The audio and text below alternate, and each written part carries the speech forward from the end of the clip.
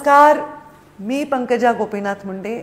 सन्माननीय मुख्यमंत्री देवेंद्रजी फडणवीस आणि उपमुख्यमंत्री एकनाथ शिंदेजी आणि अजित पवारजी यांचं मनापासून अभिनंदन करते. महाराष्ट्रावर अत्यंत दुर्दैवी परिस्थिती आली होती, पण या परिस्थितीमध्ये महाराष्ट्राच्या शेतकऱ्यांना, महाराष्ट्राच्या पूरग्रस्तांना दिलेला शब्द पाळण्याचं काम आज आमचे मुख्यमंत्री आणि उपमुख्यमंत्र्यांनी केलं आहे. आत्तापर्यंतच्या इतिहासातलं सर्वात मोठं पॅकेज हे सन्माननीय देवेंद्रजी फडणवीस यांनी मराठवाड्याच्या आणि पूरग्रस्तांच्या हितासाठी दिलेलं आहे.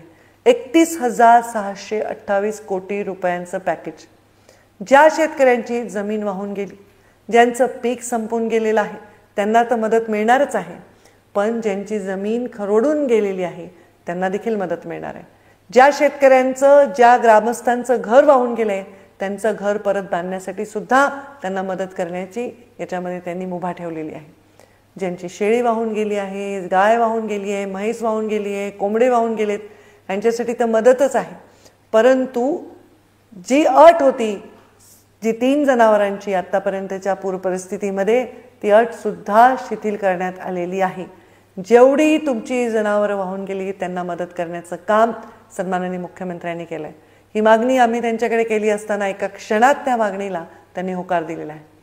जालन्याचा, बीडचा आणि इतर जिल्ह्याचा दौरा करत असताना सर्वांच्या लक्षात हे आलं की पर्जन्यमान हे 65ची जी अट आहे, ते पर्जन्यमान असताना जे निकष लावले चालले त्याच्यामुळे शेतकऱ्यांवर अन्याय होऊ शकतो.